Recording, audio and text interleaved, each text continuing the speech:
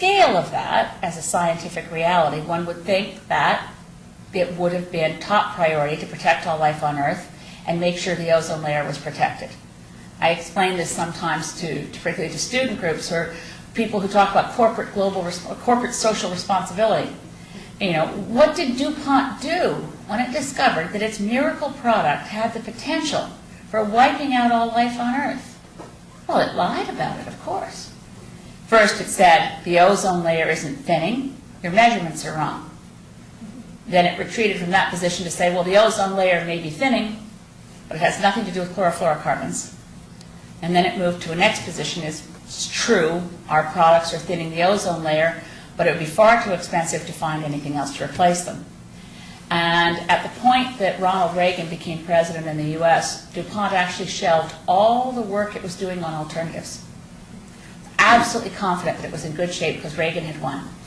And it came as a shock to the White House, and thank God for this, that the administrator of the Environmental Protection Agency at the time continued in global talks, continued to negotiate, and the U.S. moved into a position where it was ready to accept what was negotiated, this is one reason I wanted to mention it, in this city.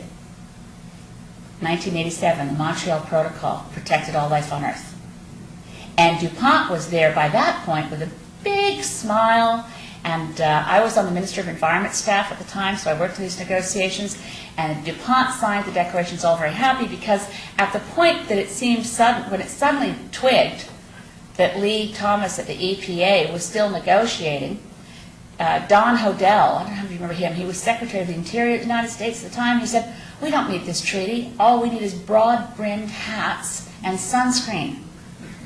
Well, fortunately, the Montreal Protocol was negotiated successfully in 1987, and chlorofluorocarbons are no longer manufactured, no longer used, and now we're moving to remove the substitute chemicals that first came along, which were less ozone depleting, but relatively higher capacity as a greenhouse gas. I put that forward to say, like, we've done this once, so what are we doing about the other two? We know we can actually take a global problem with some fairly heavy-hitting corporate interest in maintaining a product, and with maintaining a strong focus on science, which is one of the key elements, and with public pressure to actually get the corporation that was manufacturing the product to shift gears and get governments to act. But it does take strong political will, and it takes understanding the science. So where are we on the science of the climate crisis? I particularly like the next quote I'm going to share with you because it links these two issues we're talking about. And this was back in 1988 in Toronto, the first ever global scientific conference on the climate crisis, and it took place in Canada. It was called Our Changing Atmosphere, Implications for Global Security, and it was sponsored by the Government of Canada and a number of UN agencies, the United Nations Environment Program and the World Meteorological Organization. It was addressed at its opening by Prime Minister Mulroney and by Prime Minister Gro Harlem Brundtland of Norway. And that conference brought together for the first time in a real public, comprehensive way about 400 of the world's scientists working on the issue, and tried to generate as much publicity as we could about the threats of the climate crisis so we could get the world to respond. Stephen Schneider, who was there, who some of you will know is a climate change scientist from Colorado, referred to it as being sort of like the Woodstock for the climate change movement of the day, being back in 1988. Anyway, the first sentence of their consensus statement from that conference was the following, and I think there's never been a single sentence written since that better captures the essential nature of the climate crisis, and it's this. Quote, humanity is conducting an unintended, uncontrolled, globally pervasive experiment whose ultimate consequences are second only to global nuclear war. So there's our link.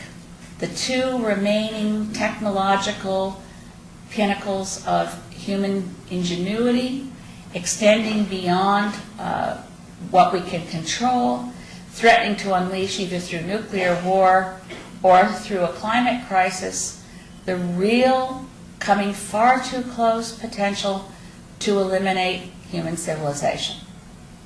Both climate crisis and nuclear war, and the use of nuclear weapons, the misuse of nuclear weapons, and yes, the proliferation of nuclear weapons through any increased dependency on nuclear power, are all real, clear, present dangers.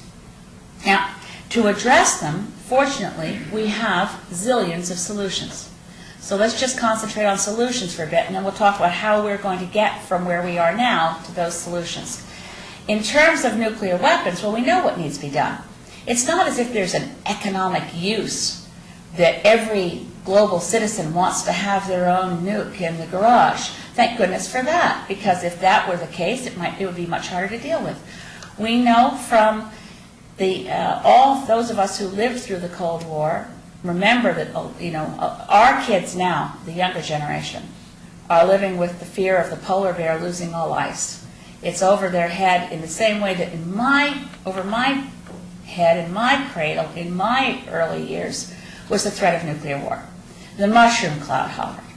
Now, visualizing a mushroom cloud or thinking about shrinking ice caps and polar bears isn't very healthy. You have to figure out, what are we going to do about it? What do we replace all this with? So thank goodness that Mikhail Gorbachev wanted to think very differently about the Soviet Union and the planet. And so much depends, when I look back at this, and I'm sure historians will have better explanations and great movements of history and all kinds of explanations for what happened. But I was lucky enough to work with Mikhail Gorbachev on the drafting of the Earth Charter.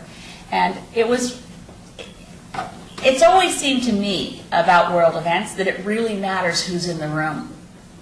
A lot of what matters is an individual's capacity to be in the right place at the right time and not be scared. And so I think that about Barack Obama, and I think that about Mikhail Gorbachev. Because the movement to start scaling back from the abyss of nuclear war started with negotiators. And I've got somewhere in my boxes of files that I never want to throw away because I'm a pack rat. I have the notebook where I feverishly wrote every word Mikhail Gorbachev said in a hotel room in Rio when we were working on the Earth Charter. And his mind turned toward reminiscing about trying to get a commitment to end nuclear weapons, to remove nuclear weapons, to disarm and disable and demilitarize and disarm. And he said, we had this feeling that the United States wasn't all that serious. We were negotiating, the negotiators would come back, and he said, so finally I said, I'm just going to call him. And of course, he speaks Russian, so this was through the translator. He said, I'm just going to call Ronald Reagan. He said, I want to speak to him on the phone. So I phoned him. And I said, Mr. President, do you want to get rid of nuclear weapons? Because I do. And Ronald Reagan said, yes, I do. I'd like to get rid of nuclear weapons. And Gorbachev said to him, because I think if we leave it to our negotiators, they're going to spend all their time drinking vodka, and nothing is going to happen, and nothing is going to be advanced. So let's say we're going to do it. Because the mutual paranoia, the fear that so possessed us through the Cold War, this notion of mutually assured destruction, well, there's a plan. It was pathological. But how do you get past the paranoia to actually embrace hope, to say, we could actually do this? And I think it really took that personality of one person willing to say and another person willing to say. Now, from that very promising beginning, so much went off the rails in the Bush years. We had, the falling away of respecting the Nuclear Non-Proliferation Treaty, decisions to ignore it, decisions in the U.S. federal budget. I think it was $6 billion in every year of the Bush administration that went into rearming and making sure that the nuclear stockpile stayed ready to use. There's 27,000 nuclear warheads. Is that right, Doug, if I got the wrong number? There are a lot of nuclear warheads still around the world, all still pointing at each other as if we're still afraid of each other. And actually, this is one place where the Doomsday Clock should move back. We're a whole lot less afraid of each other. They've had to create new things for us to be afraid of in order to maintain a security and militarized state. So we're afraid of some nebulous thing called terrorism, which is worth paying attention to as criminal elements. But the terror of this Cold War era is now gone. It's passed us by.